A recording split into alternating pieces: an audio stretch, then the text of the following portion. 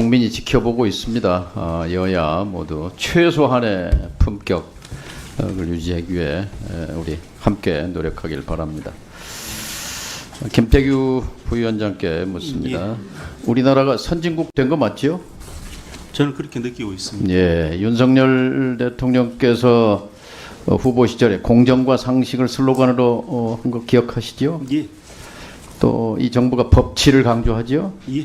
법치주의의 핵심은 내용의 정당성뿐만 아니라 절차적 정당성이 굉장히 핵심이죠. 예, 맞습니다.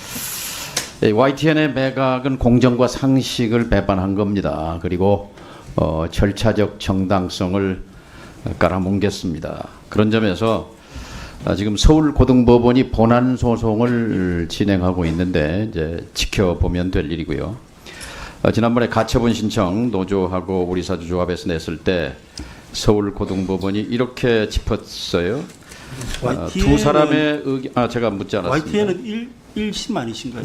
예, 서울고등법원이 가처분 때 두 사람의 의결로 행해진 이 사건의 처분은 절차적 위법성에 문제가 있다 이렇게 짚었는데요. 서울대학교의 대학원에 제출된 법학 박사 논문 통과된 논문에 이 문제를 파고든 그 주요 논문이 있습니다. 합의제 규제기관의 민주적 정당성에 관한 연구입니다. 저는 상식에 기반한 법학 박사 논문이라고 생각하는데요. 이 핵심 내용이 그렇습니다. 최소한 3사람 이상이 참여할 때만 비로소 다수의 의결이 가능하다는 것이 합의제위원회, 합의제기관의 본질적 특징이다. 현실에서는 2사람으로 구성된 위원회도 존재하지만 이는 합의제 행정조직으로 분류할 수 없다.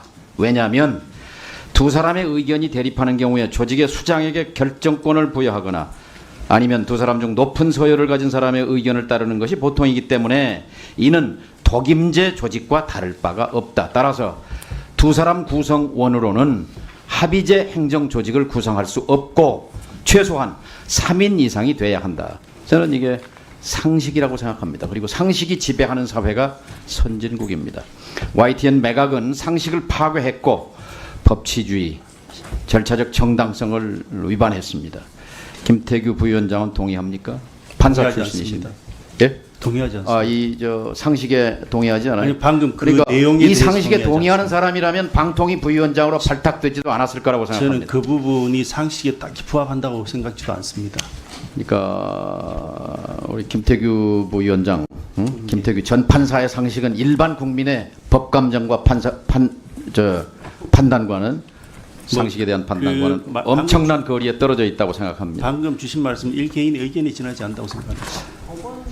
국정감사에서 의원이 하는 얘기예요.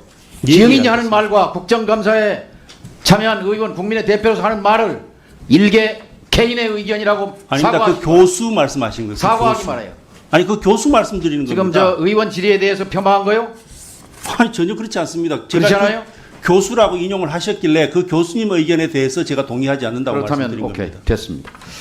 작년 11월 29일 날 이동관 체제 YTN 민영화 시도를 보류했습니다. 심사 절차, 심사 과정의 부당성, 그리고 날치기 심사, 방송의 자유와 공공성 포기, 준공영방송인 YTN 민영화를 밀어붙이다가 국민적 저항에 부딪혔다고 봅니다. 이동관 체제 실패입니다. 무리한 민영화의 실패입니다. 그런데 이어서 등장한 2달 뒤에 김홍일 체제가 등장해서 심사위원회를 자문위원회로 둔갑시켰습니다. 자문위가 아닌 심사위를 재구성해서 유진이 낸 400페이지짜리 경영계획서를 재심사해야 하는 것이 상식인데 김 부위원장께 묻습니다. 심사위원회는 법적기구로서 의결 권한을 가진 것이고 자문위는 임의기구로서 의결이 불필요한 기구입니다. 맞습니까? 심사위원회가 아마 법적 기구로 되어 있지는 않을 겁니다. 심사위원회에서 불허하면 끝나는 거잖아요. 그건 맞잖아요. 아니 심사위원회에 원래는 방통위에서 하면 되는 것인데 방통위가 공정을 기하기 위해서 심사위원회 위임한 거죠. 예, 위임해서 규정한 것이고 그게 법에 꼭 그리 하라라고 규정되어 있지 않은 걸로 심사위가 불허했는데 방통위가 그것을 허가할 수는 없는 거잖아요. 상규에.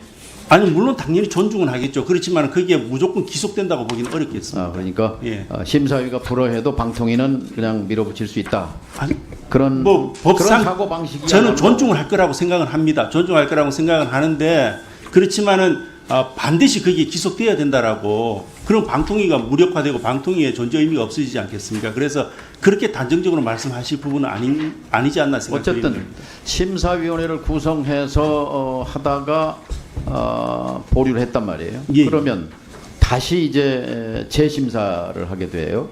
그러면 다시 심사위를 구성해서 하는 것이 당연한데 심사위를 그 8명 명단을 그대로 놓고 이제는 자문이다 당신들은 심사위가 아니고 이제부터는 자문이다 이렇게 자의적으로 하는 것이 공정과 상식에 맞는 겁니까? 법치주의의 절차적 정당성에 부합하는 겁니까? 심사위는 자문위도 되고 자문위는 심사위도 되고 왔다 갔다 할 수 있는 거예요?